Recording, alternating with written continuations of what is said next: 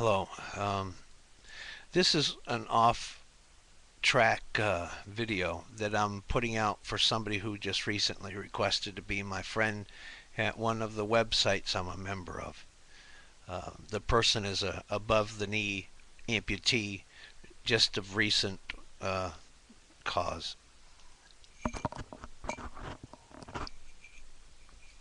Excuse me. First and foremost, I see you're on forearm crutches. And it looks from the picture that the material of the upper part of the forearm crutch that also makes the cup that goes around your forearm is made out of plastic. Be aware that the plastic actually gives more, so if you use, as you're doing this pivot action to get up and over the crutches, if you plant this part of your arm against that back, it's going to give more than a regular metal crutch, so your wrists are going to travel more. So I want to say just to be aware of that. Be aware that it will lead to, it won't possibly, it will lead to, over time, if you keep using them and exclusively use them, you'll get tendonitis and arthritis in your wrist. This is my experience anyway. I'm no doctor, I'm no therapist. This is life's observation to another person. And I recommend you ask a doctor or a therapist to confirm what I'm saying. Now, because you are pivoting over the handles of your forearm crutches, you're in essence doing a reverse full body weight press up. Not a lurch, but a press up, a dead weight lift.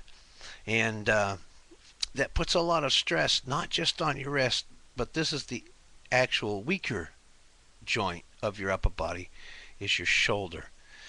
It's got too much up and down give compared to the wrist, but mainly it's like the hip. But the hip does not allow for up and down. It's not a cup socket as the nature of the hip, so you have to be aware of the shoulders. That will be, I think, the first area that will be affected. So get off of them if you can. As far as walking on a prosthetic leg, I want to address, excuse me, one area is your core muscles. And I'm not just talking about having a good six-pack of abs.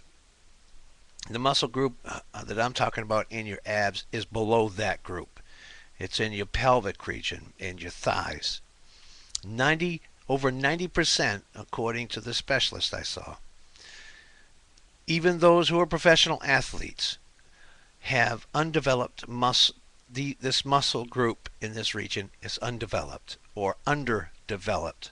Hardly anybody has it developed correctly to the right amount. So I recommend, when you find yourself and you have time to do this, it's kinetics. It's exercise where you just, if you're sitting, you tilt your pelvic, your hips, align your spine dead center over your hips, suck in your gut, tighten your thighs, count to 10, release. This will help target that specific lower group of muscles that is so critical for people in our situation. These have to be developed for you to be able to maintain a good gait and the strength to do so, to carry yourself up and over, as we are different than below knee amputees because we are missing our knees, and that places a greater burden upon us. In fact, we use 75% more energy now than we did before we lost our leg. Another item I recommend, I know it's going to be really hard and perplexing to figure out how to do it, let alone use it. That's an exercise ball. I have one myself. And the way I've overcome the fact of not being able to anchor myself with my 2 feet, I'll just lightly have it up against something behind me. Not real hard, just lightly. And I'll maintain, as long as I can, my balance over the center of the top of the ball for as long as I can. That helps to build a core. These are issues you need to be aware of, and also you need to be doing stretches on your leg, because over time, if you do not do stretches, your tendons and muscles will shorten and your stump will come forward like this. Now, my stump hasn't come forward like this, but I'm facing issues with tightened tendons and tightened muscles, which have actually gotten shorter due to what I had to put my leg through while my prosthetic leg was broke. And as a result, I'm currently seeking treatment in those tendons. Being supple and limber only empowers you. It doesn't hurt you in any way. So whether it's yoga, tai chi, any method you can choose and feel comfortable with for those stretches. Or you could even lay on your stomach for a while, put a pillow underneath what your stump, and that will also stretch it out without you having to put active force upon the joint and the soft tissue. Just gravity itself will help to lengthen the muscles out. So at any time you find yourself in a position to do so, be aware of that. Even just sitting for extended periods of time will cause your muscles to shorten. So you always have to counter the actions of the daily activities you've done by stretches. I hope this helps you out. If there's any questions you have, please feel free to ask me about them. I've dealt with issues of my leg and nothing bothers me about it anymore. So I hope this does you some good. And now I'm going to continue with my articles of freedom that I had. That was the last series I left off on, and it looks like it's shorter, so I'll be able to finish that, then go back to the Senate report on the status of the Constitution under national emergency. Please forgive my scruffy appearance. Been a rough couple of days for me. So good luck to you, young lady.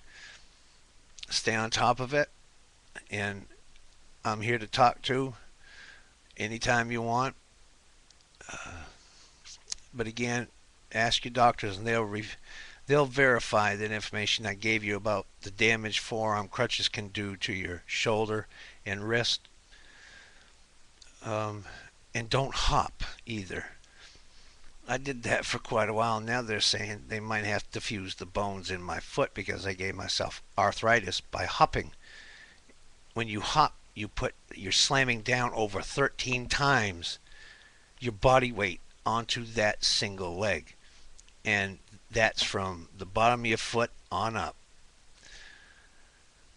So we got to think about stuff that normal people just wouldn't think about. I wish you the best, and good night.